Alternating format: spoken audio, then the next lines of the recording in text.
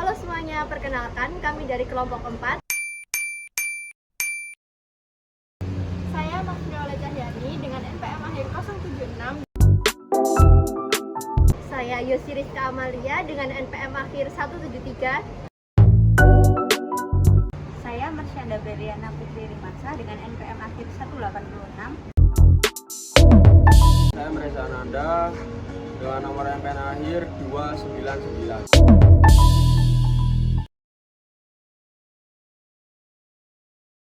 Pada kesempatan kali ini, kami akan menjelaskan mengenai fenomena munculnya perilaku yang tidak manusiawi di lingkungan masyarakat.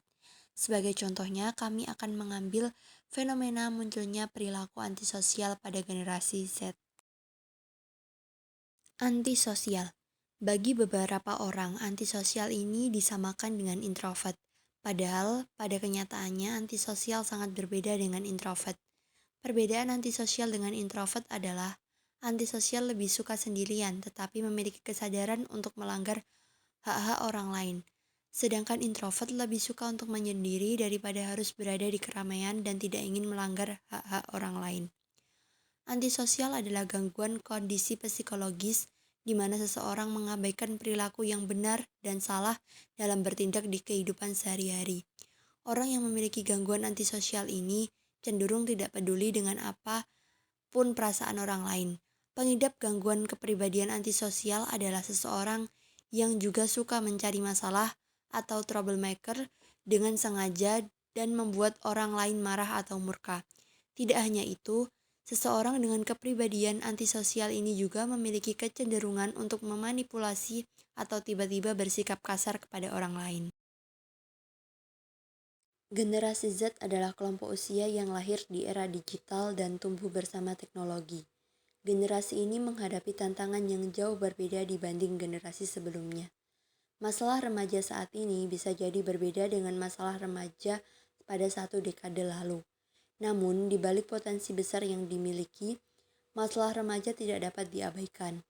Di tengah perkembangan teknologi yang pesat, tantangan generasi Z semakin kompleks. Dari tekanan sosial, perubahan gaya hidup, hingga kecenderungan pada pola interaksi digital yang intens. Generasi ini lebih ramah teknologi sehingga tak mengherankan jika generasi sekarang jauh lebih akrab dan tidak bisa terlepas dari yang namanya ponsel pintar dan lebih berjiwa individual. Antisosial dapat terjadi karena beberapa faktor penyebab. Yang pertama, ada faktor pribadi. Faktor pribadi bisa menjadi pemicu utama perilaku antisosial. Karena anak yang dengan kepribadian temperamen sulit mengenali emosional diri sendiri serta memiliki sikap rendah diri cenderung mengembangkan perilaku antisosial. Generasi Z banyak mengalami hal ini karena psikologis mereka terbiasa di dalam kesendirian yang disebabkan oleh adanya pembatasan aktivitas pada eh, tahun-tahun COVID-19. Hal tersebutlah yang menyebabkan banyak generasi Z yang mengalami perilaku antisosial tersebut. Yang kedua ada faktor keluarga. Faktor keluarga ini bisa menjadi faktor yang dominan yang dapat mendorong perilaku antisosial itu terjadi.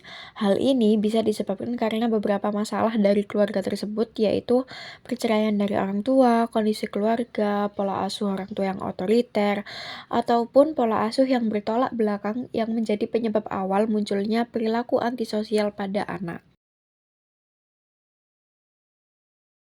Yang ketiga, faktor pendidikan.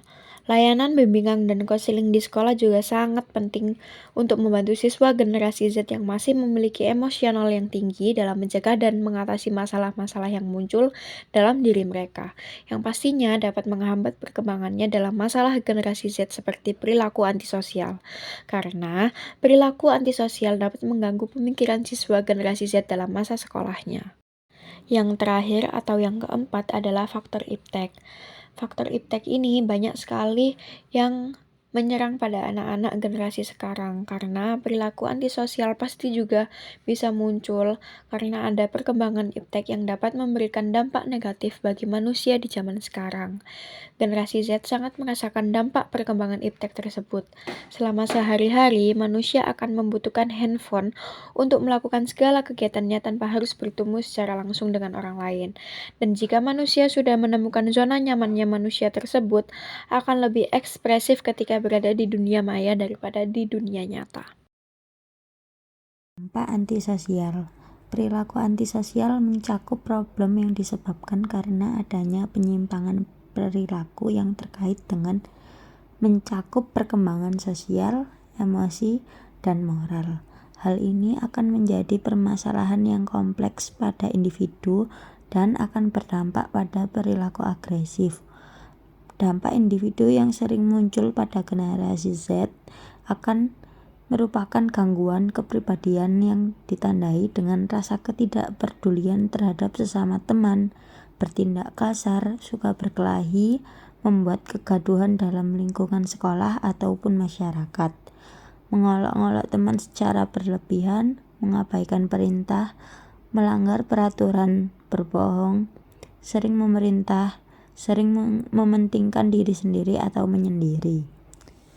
Perilaku antisosial pada ruang lingkup kelompok menyebabkan dipandang sebelah mata dan dianggap kurang mampu menyelesaikan suatu pekerjaan. Selain itu, kita juga dapat kesulitan meraih posisi dan jabatan yang kita inginkan. Mudah cemas dalam menyelesaikan masalah dalam kelompok. Perilaku antisosial berdampak munculnya sikap mudah cemas terhadap hal-hal kecil yang membuat kita terus-menerus berpikir bagaimana cara kita dalam menyelesaikan masalah, bagaimana masalah itu dapat segera berlalu, serta bagaimana cara pandang orang-orang dalam kelompok menghadapi masalah itu. Banyak ketakutan dan kecemasan yang terus berputar dalam pikiran orang-orang dengan perilaku antisosial. Dampak perilaku antisosial ini pun juga dapat menyebabkan kita dikucilkan oleh masyarakat, sebab masyarakat menganggap kita sudah tidak memerlukan bantuan orang lain lagi.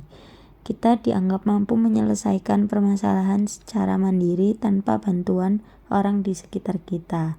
Hal ini membuat kesulitan dalam membangun relasi di lingkungan masyarakat. Dengan berperilaku antisosial pun dapat merugikan kita karena dianggap seolah-olah tidak membutuhkan relasi dan dianggap dapat berdiri di kaki sendiri. Padahal kenyataannya kita masih membutuhkan manusia di lingkungan sekitar saat kita ketika mengalami kesulitan dan menghadapi kenyataan dan permasalahan hidup yang ada. Penjagaan terhadap perilaku antisosial memerlukan pendekatan yang holistik, mencakup berbagai aspek seperti pendidikan, dukungan emosional, dan lingkungan sosial. Berikut adalah beberapa cara pencegahan perilaku antisosial. Yang pertama, ada membangun hubungan yang positif, keluarga harmonis, dukungan sosial. Yang kedua, ada pendidikan karakter, ajarkan empati dan pendidikan moral. Dan yang ketiga, ada mengenali dan mengatasi masalah emosional, konseling atau psikoterapi, latihan kontrol emosi. Dan yang keempat, memberikan aktivitas positif. Yang kelima, ada lingkungan yang mendukung. Dan yang terakhir, ada pengawasan dan penegakan aturan.